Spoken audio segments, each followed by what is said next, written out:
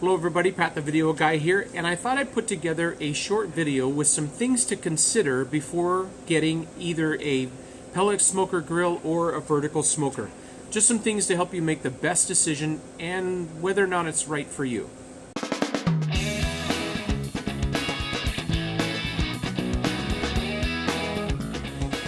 Alright, so number one, let's start off by figuring out which would be best, either a pellet smoker grill or a vertical smoker. Now I have them both, so I can tell you that they're a little bit different.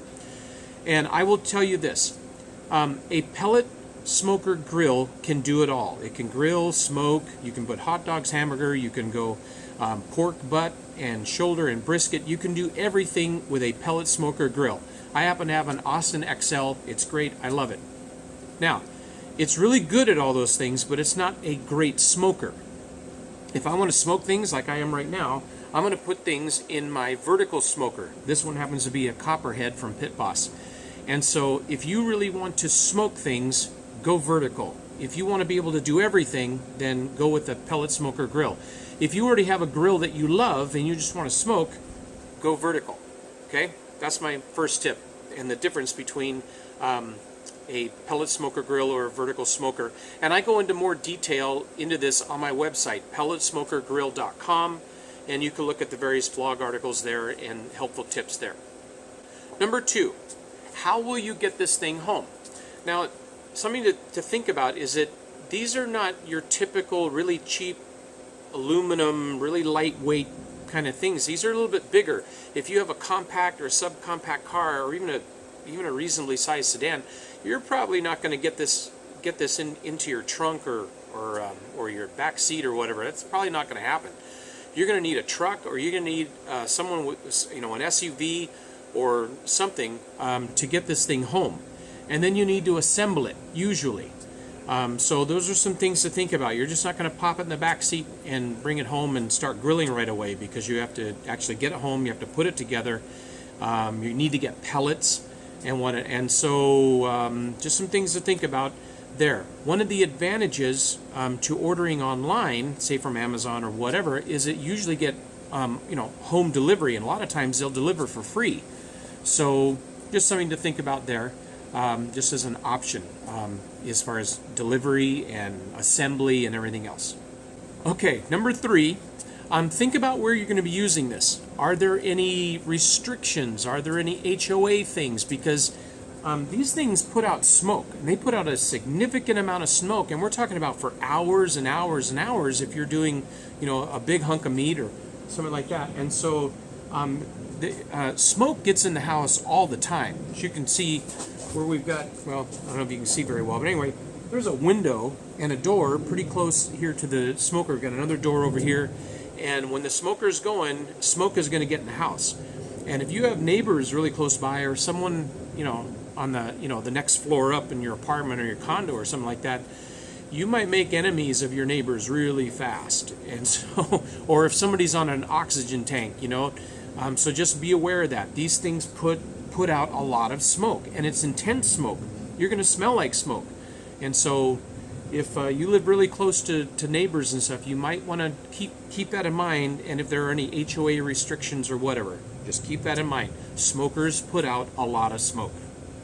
Number four, I don't know if you can hear it or not, there's a fan going here. And yes, pellet smokers are fueled with wood pellets, but they also require electricity for four key ingredients with that. Number one is you can hear the fan. That's the first thing that you're going to hear when you turn this thing on. And actually, let me back up. You've got a control panel that is electric. It's digital on most pellet smokers that are out there today. Their control panel is electric. So your digital readout, reading your temperatures and stuff, that's all electric. The fan that is on constantly, that kind of turns these into like a convection oven kind of a thing, that's on all the time. The rod, there's a small rod in the firebox that comes on, and it gets red hot, and that's how your pellets ignite, get for that initial burn. That rod comes on, it's hot, it's on for a few minutes, and then it goes off. And then finally, the way your pellets get to your firebox is with an auger that slowly turns and slowly moves pellets from the hopper to the firebox. And so it needs electricity the whole time. So think about where you're going to be using your smoker or your grill, and make sure you have electricity wherever that is. Now, you can use a generator, and you can use a power inverter and draw power from your vehicle, but it does require electricity, so keep that in mind. And finally, number 5, they use wood pellets, so don't think that you're going to use wood chips or sawdust or sticks from the yard or whatever. They use wood pellets. And now some people get really fanatical about what kind of pellets that they use. I don't, because most of the flavor that you're going to get is going to be from your rubs and whatnot. You'll get the smoke flavor, but for me personally, I can't tell the difference whether I'm using apple or cherry or hickory or mesquite. I can't tell that much of a difference. Somebody else with a more discerning palate might be able to tell, but I can't. So anyway, you're going to use wood pellets, and there are a lot of wood pellets out there. I tend to get either Pit Boss Competition Blend, I get cooking pellets from Amazon. I used to use Traeger pellets, but I'll tell you honestly, I don't think they're actual hardwoods I think they're flavored woods. I don't know, but the bottom line is I really didn't get a lot of smoke from Traeger pellets, but they did burn hotter than a lot of other pellets. So when I wanted to cook steaks and I wanted to sear them, those are good pellets to get for that. But when it comes to making smoke and stuff, I use other pellets for that.